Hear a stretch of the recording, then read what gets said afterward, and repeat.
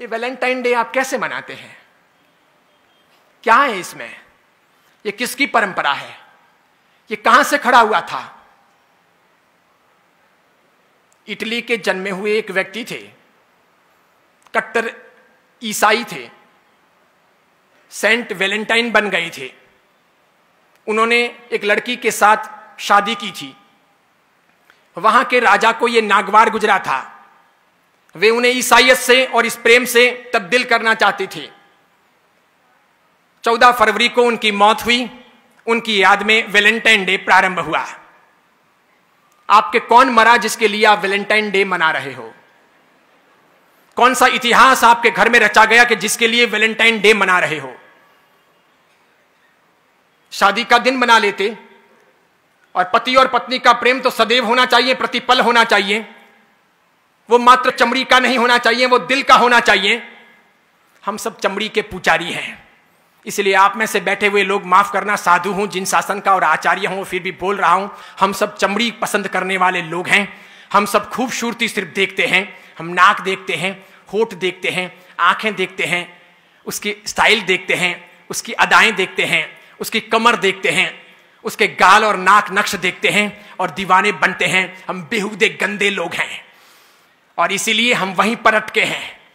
और इसीलिए हमारे प्यार का तकाजा, प्यार का अर्थ, प्यार का रूप भी सिर्फ चमड़ी तक सीमित है। अगर उसके आगे है तो वैलेंटाइन डे की आवश्यकता नहीं है। मेरे बाप भी प्यार करते थे मेरी मां से और मेरी मां भी प्यार करती थी मेरे पिता से। आपके पिता ने भी प्यार किया होगा आपकी मां से और आपकी मां ने भी प्यार किया होगा पिता से। जरूर उनके वहां पर उस समय उस रूम को सजाने के लिए गुलाब के फूल नहीं रहे होंगे, कोई रूम स्प्रे या बॉडी स्प्रे नहीं रहा होगा, वो टब नहीं रहे होंगे कि साथ में बात कर सकें। इसके सिवाय अन्य अन्य प्रकार के संसाधन नहीं रहे होंगे, वो स्नो, शैम्पू, वो खूबसूरती के अन्य अंदाज नहीं रहे होंगे। तरबीज जीवन की पवित्रता रही होगी, समर्पण का भाव रहा होगा, वो अर्धांगिनी का रूप रहा होगा, वो गहरी आत्मीयता रही होगी, वो दिल रहा होगा, वो प्यार रहा होगा, वो घनिष्ठता रही होगी।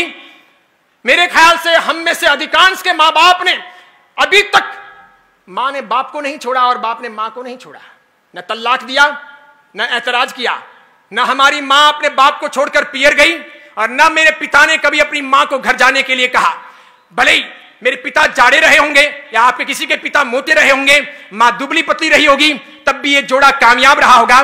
भले पिता काले रहे होंगे, मां गोरी चिट्टी रही होगी, तब भी वो जोड़ा कामयाब रहा। भले मां लंबी रही होगी, पिता बिल्कुल ठिंगू रहे होंगे, ठिंगने रहे होंगे, तब भी वो जोड़ा कामयाब रहा।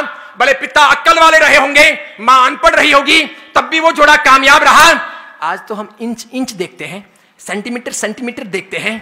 आज हम देखते हैं कि उसकी आंखें बराबर नहीं है, उसके होठ बराबर नहीं है, वो बोलती है तो वो यूं यूं बोलती है, या फिर वो जो है ना वो देखता है तो बार बार यूं यूं देखता है, इसलिए मुझे ऐसा पसंद नहीं है। अरे डूब मरो चुल्लू भर पानी लेकर हाथ में कि हम चमड़ी के पुजारी हैं। हम दिल कब तलाशेंगे, हम अच्छी व्यवस्थाएं कब खड़ी करेंगे, हम संस्कारों की चिंता कब करेंगे, एक अच्छी इंसानियत के तौर पर इस दुनिया में ज्ञान का दिया कब जलाएंगे।